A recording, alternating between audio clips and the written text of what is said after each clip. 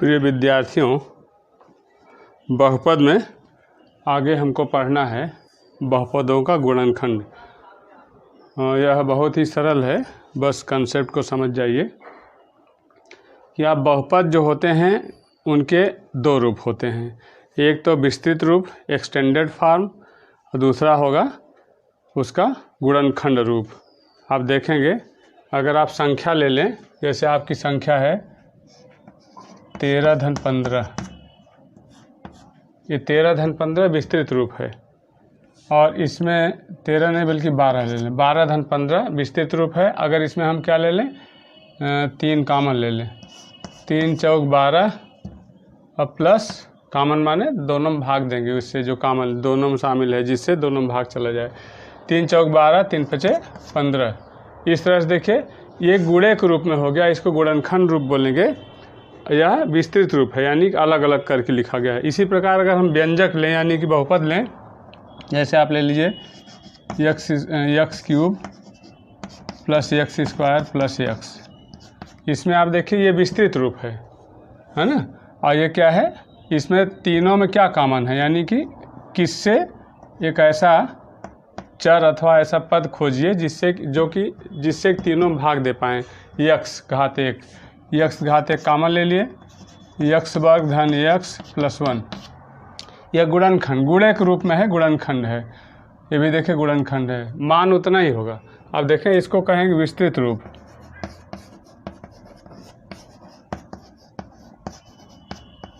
अलग अलग करके जो पद लिखे जिस बहुपद में लिखे रहेंगे उसको विस्तृत रूप कहेंगे, अर्थात एक्सटेंडेड फॉर्म। एक्सटेंडेड, ये सब चीज़ें किताब में आप नहीं पाएंगे, हम आपकी समझ विकसित करने के लिए बताते हैं। यानी कि बहुपद के दो रूप हो गए। यहाँ पर ये बहुपद हमारा है, इसके दो रूप बहुपद है,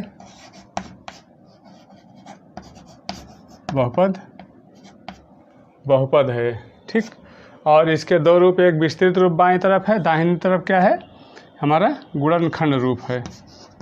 जब गुणा के रूप में लिख दें उसको गुणनखंड रूप कहेंगे, है ना। गुणनखंड रूप अर्थात फैक्टर फॉर्म, ठीक। अब हम देखें गुणनखंड करना है। इसमें एक है गुणनखंड प्रमेय। हम सोच रहे हैं कि अलग से ना बताएं, आपको समय जाया होगा। सीधे सीधे प्रश्नावली 2.4 में आते हैं, प्रश्न भी करेंगे और गुणनखंड प्रमेय भी आप समझ जाएंगे।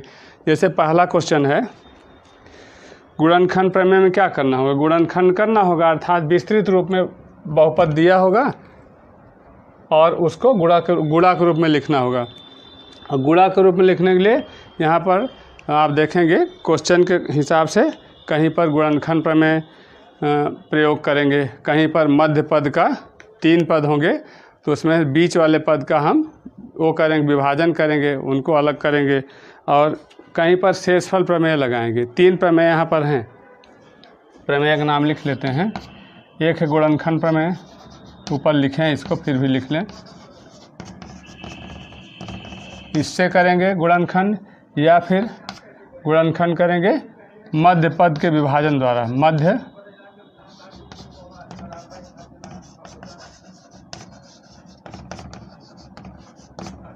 मध्य पद के विभाजन द्वारा। किताब में आप देखें इसको मध्य पद को विभक्त करके लिख सकते हैं, मध्य पद को विभक्त करके। और तीसरा होगा शेषफल प्रमेय द्वारा।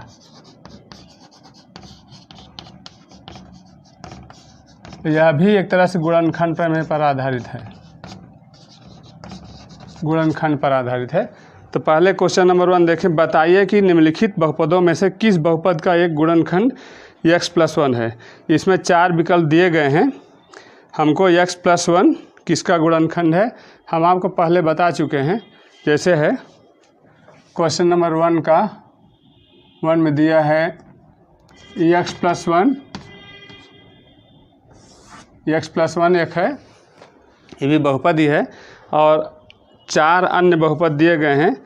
x क्यूब आप किताब सामने रखेंगे जब भी पढ़ेंगे। पहला x cube plus x square plus x plus 1, यानी फर्स्ट में है px बराबर x cube plus x square plus x plus 1, ये है पी एक्स अपनी तरफ लिख दिया गया, अर्थात इसको ना लिखना तो इसको पी एक्स लिख दें आप। अब देखिए यह इसका गुणनखंड है कि नहीं, इसके लिए क्या होता है, इसमें हम शून्यक निकालते हैं। इसको हम क्या करते हैं, एक्स प्लस 1 बराबर 0 लिख करके हम एक्स का मान ऋण 1 पाते हैं, यानी कि इस बहुपद का शून्यक ऋण 1 है।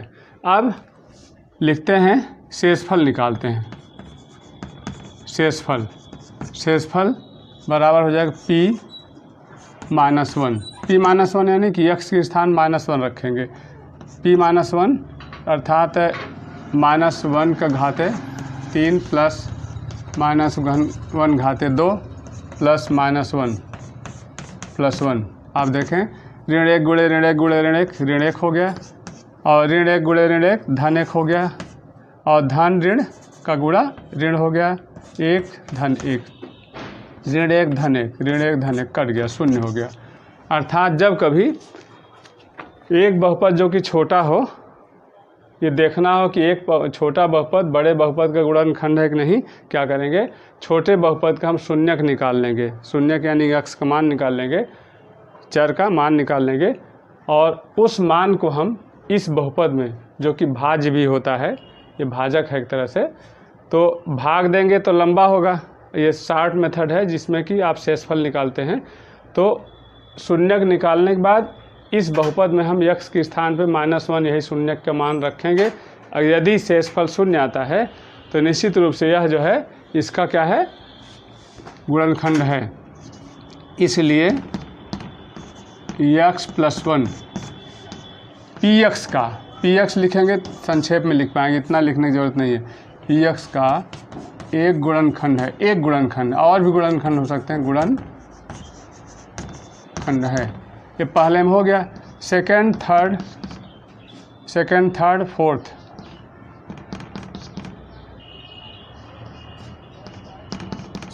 फोर्थ, देखिए क्वेश्चंस लिखते हैं। पी एक्स क्या है यहाँ पर,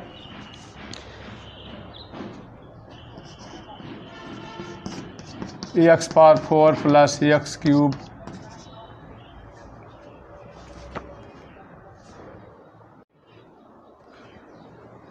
क्वेश्चन नंबर 1 2.4 का प्रश्नावली का। इसमें हमने देखा फर्स्ट में x प्लस 1 पी एक्स का एक गुणनखंड है, लेकिन अब सेकंड थर्ड फोर्थ में आप खुद से देखेंगे, हम आपको हिंट देते हैं। अब वीडियो मेरा आप सामने रख करके रफ पर करेंगे। आप देखें, इसमें देखिए, क्योंकि x प्लस 1 बराबर 0 लिख करके शून्यक निकालेंगे -1, इसमें अब p माइनस 1 निकालेंगे तो -1 का पावर 4, -1 का 4 बार, यानी कि -1 4 बार तो +1 हो जाएगा। यहाँ पर -1 का घात 3 -1 हो जाएगा, यहाँ -1 का घात 2 +1 हो जाएगा, यहाँ -1 इंटू प्लस माइनस हो जाएगा। अब देखें प्लस माइनस कट गया, प्लस अब माइनस कट गया, एक बच जाएगा, यानी कि यहाँ पर शेषफल शून्य नहीं आएगा।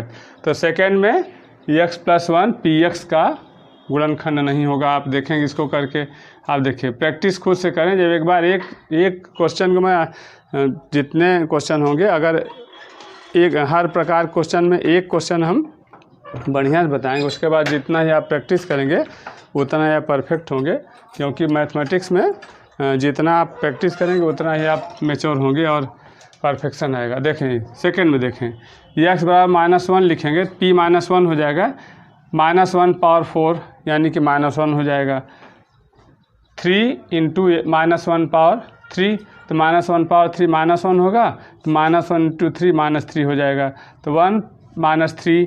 यहाँ देखें -1 पावर 2 यानी कि 1 हो जाएगा, 3 1 के 3, तो ऋण 3 धन 3 कट जाएगा। ठीक, उसके बाद देखें यहाँ पर 1 है, याद रखिए, और यहाँ देखें -1 इंटू प्लस माइनस हो जाएगा, -1 + 1 कट जाएगा, यहाँ 1 बच जाएगा, अर्थात यहाँ पर शेषफल 0 नहीं आएगा। अर्थात x प्लस 1 तीसरे में भी जो आपका बहुपद है चाहे व्यंजक है उसका गुणनखंड नहीं है। इसी प्रकार इसमें रखेंगे, देखिए x पावर 3 है, -1 पावर 3 रखेंगे, और माइनस गुणे -1 पावर 2, -1 पावर 2 1 हो जाएगा, तो माइनस रहेगा, माइनस हो जाएगा, तो माइनस माइनस -1 -1 -2 हो गया। यहाँ देखें, इसको रहने दें, यहाँ -1 से गुणा करेंगे -1 हो जाएगा, और देखें ये हो जाएगा माइनस, इसको लेके प्लस हो जाएगा, है ना। इसको चाहे कर देते हैं, यहाँ चौथे में p-1 हमारा हो जाएगा -1 power 3 -1 power 2 -2 plus √2 into -1 plus √2। ठीक, अब आगे देखिए इसको, -1 पावर 3 बार है तो -1 हो जाएगा, और -1 का वर्ग +1 हो जाएगा, और 1 से माइनस से गुणा -1 हो जाएगा। अब देखें यहाँ पर -1 से इसमें गुणा हुआ प्लस हो गया, और आपका कुल मिला के बचा आपका प्लस होने के बाद 2 प्लस √2, ब्रैकेट तोड़ देंगे और प्लस √2। आप देखें यहाँ पर -1 -1 -2 +2 -2 +2 कट गया। अब आप देखें इधर आपका हो गया, ये जस्ट मिनट, ये 2 है, ठीक, कट गया, और +2 प्लस √2, कुल मिला के देखिए ये 0 डज नॉट इक्वल टू 0, शेषफल है ना, ये शेषफल है, शेषफल डज नॉट इक्वल टू 0, इसलिए लिखेंगे x + 1 px का गुणनखंड नहीं है, आप लिखेंगे नहीं है, अर्थात फर्स्ट में x + 1 केवल क्योंकि शेषफल 0 आता है, और उसमें क्या है, गुणनखंड है, ये जो व्यंजक है यानी बहुपद है उसका, बाकी तीनों में क्योंकि शेषफल किसी में भी x = -1 रखने पर 0 नहीं आता है, इसलिए सेकंड, थर्ड, फोर्थ में इसका जो है जो दिए गए बहुपद हैं उसका x + 1 गुणनखंड नहीं है। इसी प्रकार बच्चों, प्रिय विद्यार्थियों, क्वेश्चन नंबर 2 में गुणनखंड प्रमेय लागू करके बताइए कि निम्नलिखित स्थितियों में, क्वेश्चन नंबर 2 देखिएगा, किताब सामने रखना होगा, प्रत्येक स्थिति में gx px करके दो दिए हैं आपके बहुपद, gx छोटा है, अब px बड़ा है, प्रत्येक में फर्स्ट, सेकंड, थर्ड 3 पार्ट हैं, तो gx यानी छोटा वाला, px यानी बड़े वाले बहुपद का गुणनखंड है या नहीं, इसको चेक करना। उसी तरह से आप इसको कर सकते हैं, एक हम बता 2 में हिंट देंगे। क्वेश्चन नंबर 2 का फर्स्ट, इसको देखते हैं, हमारा gx दिया है x + 1, अब px दिया है 2x³ + x² -2x - 1। आप देखें इसमें, यह इसका गुणनखंड है कि नहीं बताना है आपको, है ना। तो इसमें देखिए हल में आप लिखेंगे, हल सॉल्यूशन में लिखेंगे x + 1 बराबर 0, x बराबर -1, अर्थात x + 1 जो हमारा बहुपद है इसमें शून्यक निकालेंगे बहुपद का, यानी कि x का मान निकालेंगे बराबर 0 रख करके, यही है ना। अब देखें, अब इसलिए हम शेषफल निकालेंगे, शेषफल बराबर p-1, अर्थात px में x बराबर -1 लिखने पर हमारा हो जाएगा 2 × 2x घाते 3, अर्थात p-1 px है, यानी कि x पर निर्भर करता है। अब x के स्थान -1 लिखेंगे, दाहिनी तरफ भी जहाँ जहाँ x है वहाँ पर -1 लिखेंगे। 2x³ माने हो गया 2 × x का घात 3, 2 × जहाँ x -1 लिख करके घात 3 लिखेंगे, प्लस x घात 2 यानी -1 घाते 2, -2 × x है यानी कि -1 लिखें। जब कभी माइनस में लिखना हो संख्या, ब्रैकेट में लिखते हैं -1। आगे देखें, 2 × -1 × 1 8 नंबर है ना, विषम बार है, यानी -1 हो जाएगा, और -1 × -1 +1 यानी कि +1 हो जाएगा, और माइनस इंटू माइनस +2 हो जाएगा, -1 हो जाएगा। अब देखें, 2 × 1 -2 +1 +2 -1। अब देखें, -2 धन 2 से कट गया, ऋण 1 धन 1 से कट गया, कुल मिला के 0, शेषफल 0 हुआ, इसलिए लिखेंगे, इसलिए gx px का एक गुणनखंड है ना। और दूसरा तीसरा हम देखते हैं क्वेश्चन नंबर 2 का सेकंड थर्ड पार्ट जो है, इसमें देखते हैं पी एक्स जी एक्स दिया है, सेकंड में भी थर्ड में भी दिया है। इसमें हम क्या करेंगे, हिंट देते हैं, इन दोनों को अपने आप से करेंगे क्योंकि पहला हम अच्छी तरह समझा दिए इसी तरह से। और देखें यहाँ पर इसका शून्यक हो जाएगा x+2 बराबर -2, x+2 बराबर 0 लिखेंगे, x बराबर -2 हो जाएगा। अब आप देखें p-2 निकालेंगे, p-2 निकालेंगे यहाँ पर, तो आपका -2 के घाते 3 हो जाएगा, यानी 2 दूनी 4 दूनी 8, ऋण 8। और -2 घात 2 यानी कि ऋण 2 गुणे ऋण 2 4, धन 4 3 12, धन 12। और यहाँ देखें धन 3 गुणे ऋण 2 ऋण 6 +1। आप देखें 8 ऋण ऋण जोड़ करके माइनस में लिखिए, 8 6 14 -14, धन में 13, यानी कि डज नॉट इक्वल टू 0। कितना आएगा, आएगा ऋण 14 धन 13, यानी कि ऋण 1 आ जाएगा। ये 0 नहीं हुआ तो आप कहेंगे यह इसका GX PX का नहीं है, यानी GX PX का गुणनखंड नहीं है, आप बता देंगे, लिख देंगे इसी तरीके से जैसा मैंने सेकंड दूसरे क्वेश्चन फर्स्ट में जैसा लिखा उसी तरीके से लिख करके आप लिखेंगे रफ पर करके। इसमें देखें इसका GX का शून्यक क्या हो जाएगा, अर्थात x - 3 बराबर 0, तो x बराबर उधर जाने पे x बराबर 3 हो जाएगा, धन 3 हो जाएगा। अर्थात यहाँ पर जो p3 निकालेंगे ये बराबर देखिए कितना आता है, यहाँ देखें 3 घाते 3 त्रिक 9 त्रिक 27, और ऋण 4 है गुणे 3 त्रिक 9 चौक 36, क्योंकि धन गुणे ऋण ऋण हो जाएगा, धन 3 धन 6। आप आगे देखें यहाँ तल 6 3 9 और 27 में 3 जोड़िए 30 6 36, 36 - 36, यहाँ पर 0 हो गया लिखेंगे, इसलिए इसको थोड़ा डिटेल में आप लिखेंगे।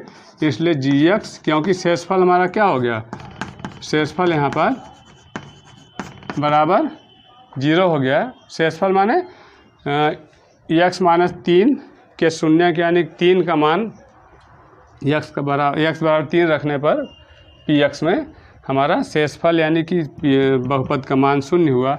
इसलिए GX PX का एक गुणनखंड है, आप लिख देंगे उस तरह, पूरा उस तरह जैसा क्वेश्चन नंबर 2 का हम फर्स्ट बताए हैं, है ना। इस तरह से आप जो है एक क्वेश्चन मैंने बताया बढ़िया से, उसके बाद हम हिंट दिए सेकंड थर्ड में, आप उसको अच्छी तरह सेकंड थर्ड को करिएगा और फेयर बनाइए आप। क्वेश्चन नंबर 3 अलग टाइप का है थोड़ा सा, k का मान ज्ञात करना है, तीसरे में k का मान निकालना है क्वेश्चन मार्क, जबकि प्रत्येक 4 पार्ट हैं इसमें क्वेश्चन नंबर 3 में। प्रत्येक में जो x - 1 जो है, x - 1 जो प्रत्येक में PX दिए हैं यानी कि बहुपद दिए हैं फर्स्ट सेकंड थर्ड फोर्थ में, उसमें एक गुणनखंड है। अर्थात हम मान लेंगे जब कभी दिया हो कि x - 1 किसी बहुपद का गुणनखंड है तो हम इसका शून्यक निकाल लेंगे और इसको लिख देंगे, यहाँ शून्यक हो जाएगा हमारा x - 1 बराबर 0, तो x बराबर 1, शून्यक 1 हो जाएगा। तो P1 बराबर प्रत्येक में हम 0 लिख दिया करेंगे, उसी के एक मान आएगा। देखिए कैसे, पहला क्वेश्चन नंबर फर्स्ट है आपका, Px बराबर x² plus x plus k, है ना, क्योंकि दिया हल में लिखेंगे, हल सॉल्यूशन दिया है, चूँकि x - 1 PX का एक गुणनखंड है,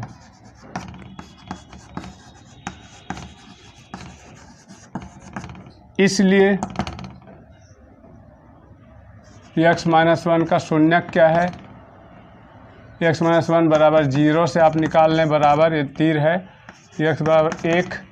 इसलिए यदि कोई बहुपद किसी बहुपद का गुणनखंड होता है तो जो छोटा वाला बहुपद है उसका जो x का मान होगा उसमें से x का मान यानी शून्यक जो होगा उसको इसमें रखने पर शेषफल 0 आएगा, अर्थात P1 बराबर क्या हो जाएगा 0, P1 बराबर 0 हो जाएगा। और जहाँ देखें जहाँ P1 है Px की जगह P1 यानी कि इसकी जगह लिखेंगे मान, अब लिखेंगे Px माने x² प्लस x प्लस के, और जब P1 लिख देंगे तो हम लिखेंगे जहाँ जहाँ x है वहाँ पर 1 लिख देंगे, x यानी 1 का वर्ग धन 1, x वर्ग माने 1 का वर्ग, x माने 1 प्लस के बराबर 0। बात को समझिए अच्छी तरह। देखिए पहले हम देख रहे थे कि जब कभी हमको सिद्ध करना होता था कि कोई छोटा बहुपद बड़े बहुपद का गुणनखंड है तो हम क्या करते थे, छोटे बहुपद से शून्यक निकाल के x का मान निकाल के बड़े बहुपद में लिखते थे। यदि शेषफल 0 आता था तो फिर वो गुणनखंड होता था। इस प्रश्न में दिया उसका विपरीत में दिया है, यदि इसका x-1 छोटा बहुपद बड़े बहुपद का गुणनखंड है तो हम मान चलेंगे कि इसका जो शून्यक यानी x का मान है वह इसमें रखने पर यानी कि 1 रखने पर P1 का मान 0 होगा, ये मान चलें। उसका विपरीत है वाइसे वर्सा जो बोलते हैं। अब Px बराबर इतना, तो P1 बराबर जहाँ 1 है x है वहाँ 1 लिख देंगे, तो यहाँ फिर इसकी जगह पे इसका मान लिखेंगे बराबर 0। अब देखिए आपका हो जाएगा 1 का वर्ग 1 धन 1 2 धन के बराबर 0, और के का मान इधर 2 धन है उधर -2 हो जाएगा। इस तरह से के का मान आपका क्या हो जाएगा -2 हो जाएगा। क्वेश्चन नंबर 3 का फर्स्ट पार्ट आप अच्छी तरह समझ लिए, के का मान कैसे निकालते हैं। इसी प्रकार हमारे क्वेश्चन नंबर 3 का दूसरा है, तीसरा है और दूसरा चौथा है, दूसरा चौथा और तीसरा है। हम तीसरा पहले इसलिए लिखे हैं कि तीसरा अलग टाइप का थोड़ा, तो हम पहला तीसरा बता देते हैं विधिवत, और सेकंड फोर्थ में हिंट दे देंगे तो आप इनको करेंगे, है ना। इसको हम मौजबानी बता देंगे, इसको हल करके दिखाएंगे। देखिए x-1 इसका क्या है गुणनखंड है, इसलिए हमारा हो जाएगा, इसलिए फिर से लिख देंगे हल में लिखेंगे क्योंकि x-1 Px का एक गुणनखंड है, इसलिए x-1 बराबर 0 अथवा x बराबर 1 यानी कि x-1 का जो शून्यक है x का मान है, इसलिए हमारा हो जाएगा P1 बराबर 0। P1 बराबर 0 यानी कि हमारा हो जाएगा, यहाँ 1 लिखें तो यहाँ भी लिखेंगे, इसकी जगह इसका मान अब लिखेंगे। अब देखें k × 1 का घाते 2 k गुणे -√2 गुणे 1 + 1 बराबर 0। अब देखें k × 1² k हो गया, -√2 हो गया, +1 हो गया बराबर 0। तो k का मान निकालेंगे, आप ध्यान दीजिए k का मान निकालेंगे तो -√2 है तो इधर जाने +√2 हो जाएगा, हम +1 है तो -1 हो जाएगा। इस तरह से k का मान आ गया। इसमें देखिए उसी तरह करेंगे, P1 निकालेंगे P1 बराबर 0 लिखेंगे, 2 गुणे 1 का वर्ग 2 हो जाएगा, और प्लस k × 1 k हो जाएगा, 2 प्लस क्या हो जाएगा k +√2। k का मान यहाँ आ जाएगा, आप देखिए k का मान यहाँ आ जाएगा आराम से, k बराबर k + 2 +√2, तो इधर k + 2 +√2 है, इधर प्लस दोनों है तो इधर जाने माइनस हो जाएंगे, -√2 और -√2, चाहे माइनस लेके आप लिख सकते हैं, इसको माइनस कॉमन लीजिए, ब्रैकेट में 2 + √2 हो जाएगा। इस तरह से अब चौथा निकालेंगे, दूसरा हो गया, और चौथा निकालेंगे, इसमें P1 बराबर 0 लिखेंगे जब, तो हमारा हो जाएगा kx1, जैसे P1 बराबर यहाँ 0 जब लिखेंगे तो हमारा k1² k -3 गुणे x 3 गुणे 1 3 और प्लस k बराबर 0 हो जाएगा, k + k 2k बराबर -3, इधर +3 हो जाएगा। अभी पहले -3 ही लिखिए, -3 बराबर 0। अब 2k बराबर -3 उधर गया 3 हो गया, और k बराबर 2 का इधर गुणा उधर भाग हो जाए, k बराबर 3/2। इस तरह से क्वेश्चन नंबर 3 में प्रत्येक में गुणनखंड छोटा वाला जो बहुपद है, बड़े वाले बहुपद प्रत्येक में 4 खंड हैं, चारों बड़े px दिए गए हैं, तो x-1 प्रत्येक में गुणनखंड है। तो फिर उसका हम निकाल लिए x-1 का शून्यक यानी कि x का मान, तो एक आया। प्रत्येक में p1 बराबर 0 लिख करके k का मान निकाल रहे हैं। इसको आप एक फर्स्ट एंड थर्ड मैंने किया है विधिवत, और सेकंड और फोर्थ में हिंट दिया है, तो सेकंड फोर्थ को भी आप अच्छी तरह रफ पर करके और उसी पैटर्न पर जैसे मैंने हल किया फर्स्ट एंड थर्ड, उसी तरह से आप करके फेयर करिएगा।